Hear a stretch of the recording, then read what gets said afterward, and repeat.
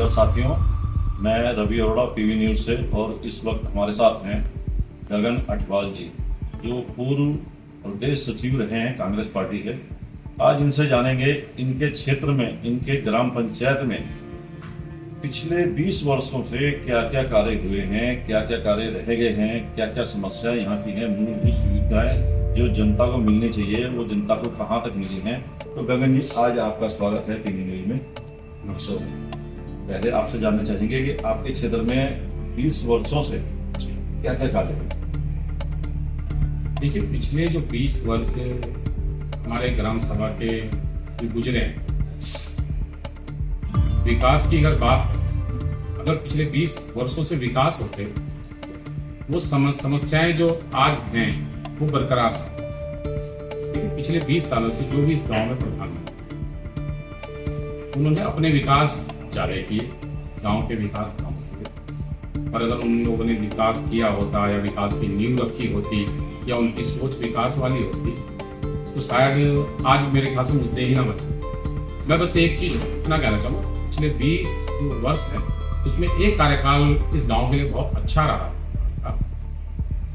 ये हमारे यहाँ पे प्रधान है मनीष गंगवाल जी, उनका कार्यकाल जो रहा उससे अगर उसकी हम तुलना करें तो हर चीज को लेकर, चाहे वो गांव की समस्या थी, चाहे ग्राम समाज की जमीनें या कोई भी, उन्होंने बहुत अच्छी ईमानदारी से काम किया। अपना पूरा कार्यकाल उन्होंने बहुत अच्छे तरीके से निकाला। बाकी जो उसके अलावा जितने कार्यकाल रहे, अगर वो लोग विकास करते तो शायद मेरे ख्याल से आज उन्हें कहने की जरूरत ना पड़ती मैदानों में कि जी हम ये काम कराएंगे, हम वो कराएंगे या हम विकास करेंगे।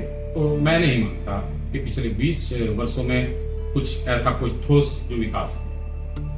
अच्छा, एक सबसे बड़ी समस्या आपकी ग्राम पंचायत में आती है, जो जंगल का पानी आता है जी, उससे क्षेत्र की समस्याएं ज़्यादा हैं। पानी में कई कीड़े पतंगे, कई किस्म के सांप वगैरह इस टाइप की जो सुनने में आता है कि हाँ जी ऐसी समस्याएं यहाँ ग्रामीणों को रहती है जी। तो उसमें कुछ पहले प्रधानों ने या कुछ जो किसी ने कुछ ऐसा कुछ करा है कि जिससे रोकथाम के लिए कुछ ऐसा इंतजाम हो जिससे यहाँ की जनता को राहत मिल सके।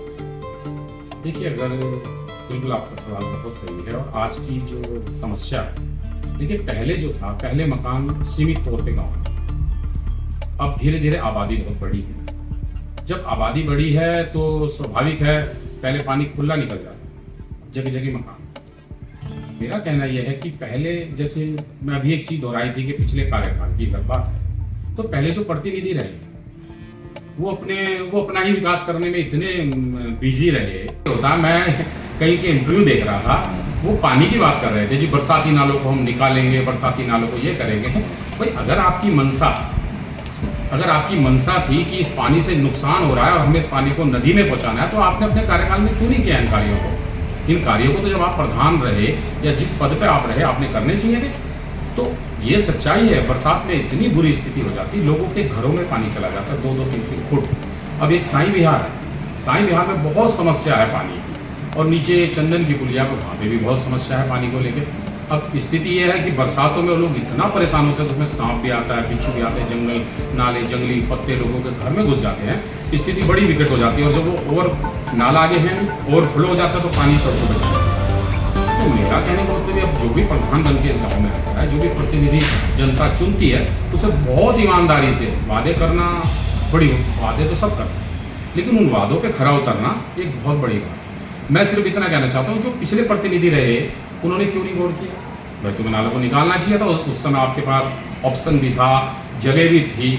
आज तो नालों को निकालना है तो आज आप बात कर रहे हैं जी हम नाला निकालेंगे। तो मैं नहीं मानता कि भाई कि आज जनता को गुमराह करने वाली बात कोई भी प्रतिनिधि ना करे।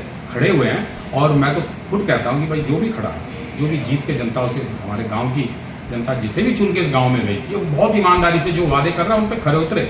नहीं तो ये जो पिछले कार्यकालों में आपने गोलीबाजी की गई है, लोगों का बेवकूफ़ बनाए, वो ना बना। इस पर क्या कहते हैं?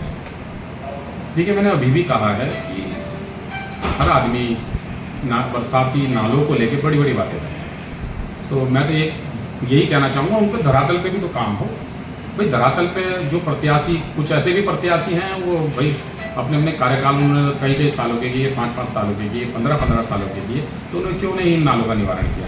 चंदन की पुलिया पे आप जाइए, वहाँ पे भी ये स्थिति बनी हुई है कि वहाँ पे भी जगह जगह जल प्रवाह हो रहा है, उससे नुकसान हो रहा है।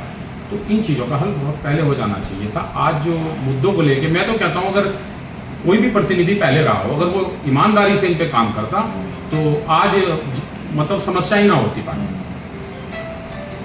अच्छा, एक सवाल और आपसे, आखिरी सवाल, जी। कि जो भी अब इस समय ग्राम पंचायत झाझरा से प्रत्याशी है, जी, उनके बारे में क्या कहना चाहेंगे?